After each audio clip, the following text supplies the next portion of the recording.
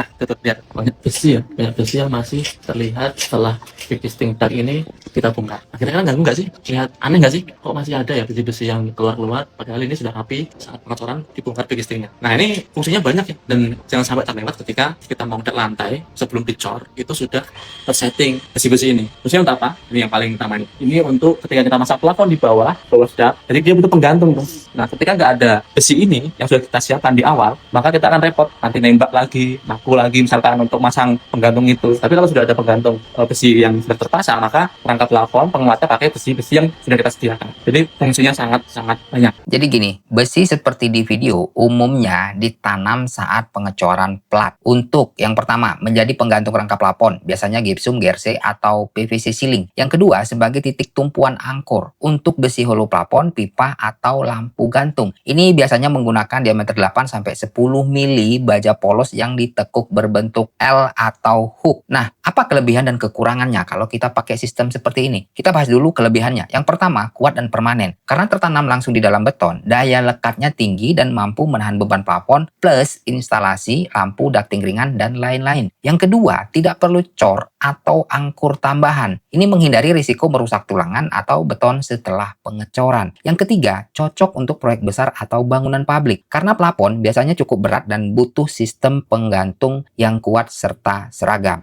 Lalu kita bahas kekurangannya. Yang pertama, tidak fleksibel untuk layout plafon. Jika posisi gantungan salah atau bergeser dari desain plafon, sulit diperbaiki karena sudah tertanam di beton. Akibatnya sering muncul kasus gantungannya nggak nyambung sama rangka plafon. Yang kedua, bisa menyebabkan karat dan noda. Bila besi tidak tertutup beton sempurna, terlihat nongol seperti di video, terlalu panjang pula ya. Udara lembab dapat memicu korosi yang lama-lama bisa menodai plafon dan merusak beton di sekitarnya. Yang ketiga, membahayakan jika jarak terlalu rapat atau panjang. Jadi, jika jarak antar gantungan tidak sesuai standar yang idealnya 1-1,2 meter untuk hulu plafon, ini plafon bisa melendut di tengah. Yang keempat, tidak disarankan untuk renovasi atau area finishing akhir karena titik besi yang sudah terlanjur keluar bisa mengganggu estetika dan butuh pemotongan ekstra sebelum pasang plafon. Sebenarnya alternatifnya ini bisa pakai angkur sistem. Nah, untuk kesimpulannya kalian bisa cek tabel berikut ini. Rekomendasi saya pribadi, kalau proyek baru, boleh tanam besi gantungan asal tertutup beton dan terukur posisinya. Tapi, kalau bangunan sudah jadi, lebih baik pakai sistem angkur dan kawat gantung. Ini lebih fleksibel, rapi, dan nggak merusak struktur.